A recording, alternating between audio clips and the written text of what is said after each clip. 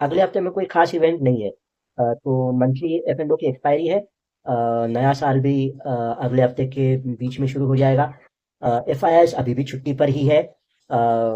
हम लोग अभी भी रेंज में है इंडेक्स के लेवल पे।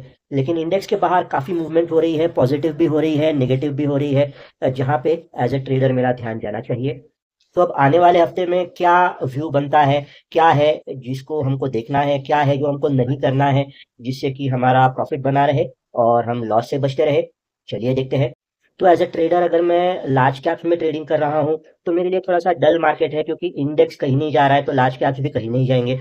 मिड कैप स्मॉल कैप्स में अभी भी काफ़ी जगह पे करेक्शन चल रहा है, तो वहाँ पे भी गिने चुने स्टॉक्स में मज़ा है। तो मज़ा अभी भी थीम के लेवल पे है, जो हम पिछले 2-3 हफ्तों से बात करते आ रहे हैं, बजट से रिलेटेड हो या फिर कुछ चार्ट, कोई इंडेक्स के चार्ट अगर इंटरेस्टिंग दिख रहे हैं तो वहाँ पे बाइंग सेलिंग की अपॉर्चुनिटीज़ मुझे ढूंढनी पड़ेगी इस हफ्ते। और ख़ास कुछ बदला नहीं है। जो मेरा व्यू चल रहा है पिछले कुछ हफ्तों से, कि ट्रेड्स को शॉर्ट टर्म रखना है, ट्रेड के अगेंस्ट या फिर ट्रेंड के अगेंस्ट ट्रेड नहीं लेना है, वो इस हफ्ते में भी कंटिन्यू रहेगा। निफ्टी इंडेक्स का व्यू पिछले हफ्ते जैसा ही है। 26,200 से 300 तक का अपर रेंज है, और 25,700-800 से लेकर 600-650 तक का लोअर रेंज है। उसी के बीच में ऊपर नीचे हो रहा है, तो कुछ खास हो नहीं रहा है। इनफैक्ट कभी कभी इंडेक्स को डे ट्रेडर्स के लिए, ऑप्शन ट्रेडर्स के लिए छोड़ देना चाहिए।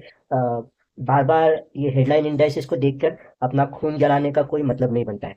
अगर मैं एफ एंड ओ ट्रेडर हूँ तो फिर से कम वॉलेटिलिटी का मुझे सामना करना है, जो ऑप्शन सेलिंग के लिए सूटेबल नहीं है। और क्योंकि वॉलेटिलिटी कम हो रही है या फिर बढ़ नहीं रही है, तो ऑप्शन बाइंग के लिए भी ये बहुत ज़्यादा सूटेबल नहीं है। तो मुझे बहुत सिलेक्टिव अप्रोच रखना है as F and O trader. Options में खास करके, फ्यूचर्स में ये चीज़ें इतनी काम नहीं करती है वॉलेटिलिटी वाली। बट मार्केट कहीं जा नहीं रहा है, तो मुझे आने वाले हफ्ते में जो मंथली एक्सपायरी है उसके लिए भी तैयार रहना पड़ेगा, क्योंकि मंथली एक्सपायरी में वॉलेटिलिटी थोड़ी सी ज़्यादा होती है, क्योंकि इंडिविजुअल स्टॉक्स से रिलेटेड एक्सपायरी भी अगले हफ्ते होने वाली है।